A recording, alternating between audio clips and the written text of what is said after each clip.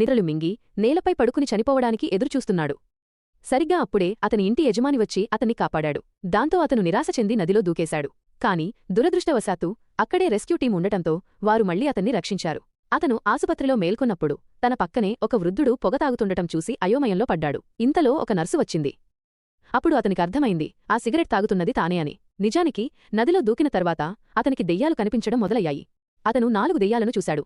1 పొగ తాగే ఒక వృద్ధుడు, 2 త్రాగుబోతూ మరొక వృద్ధుడు, 3 ఒక చిన్న పిల్లవాడు, 4 ఏడుస్తున్న ఒక స్త్రీ.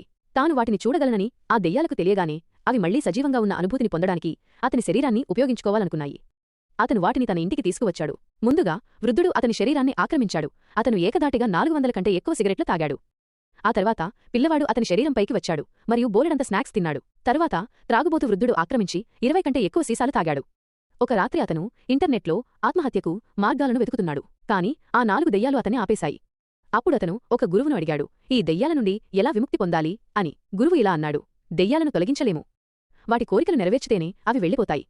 అతను వాటి కోరికలను నెరవేర్చాలని నిర్ణయించుకున్నాడు. ముందుగా కెమెరాను తిరిగి ఇవ్వాలనుకున్న వృద్ధుడి వంతు వచ్చింది. అతను కెమెరా షాప్కి వెళ్లి తన చివరి రోజులను రికార్డ్ చేయాలనుకుంటున్న ఒక బాధిత రోగికి కెమెరాను ఇచ్చాడు. అతని కోరిక నెరవేరింది. ఇక పిల్లవాడి వంతు. అతని కోరిక రోజంతా ఆడుకోవడమే. అతను ఆ పిల్లవాడిని సినిమాకి తీసుకెళ్లాడు. ఇద్దరూ సినిమా చూసి ఆపై 10 గిన్నెల నూడిల్స్ తిన్నారు. పిల్లవాడు కూడా సంతృప్తి చెందాడు. తరువాత పొగతాగే దెయ్యం వంతు వచ్చింది. అతను నిజానికి ఒక టాక్సీ డ్రైవర్. అతని కోరిక తన టాక్సీలో కూర్చుని రోడ్లమీద తిరగడమే. ఇద్దరూ టాక్సీ నడపడం ప్రారంభించారు. ఇక చివరిగా ఆ స్త్రీ కోరిక.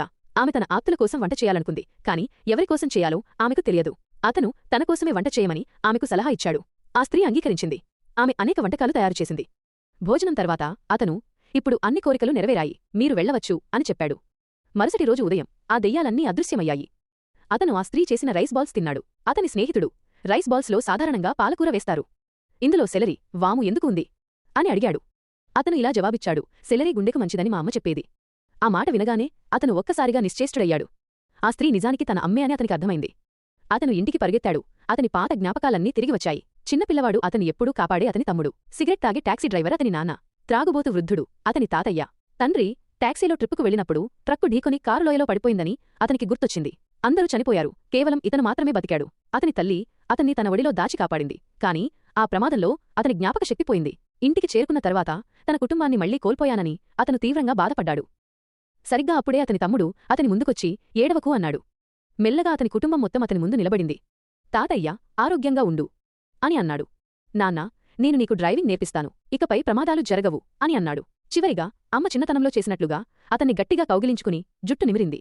అమ్మ చెప్పింది, ఏడవకు, నేను ఎప్పుడూ నీతోనే ఉంటాను.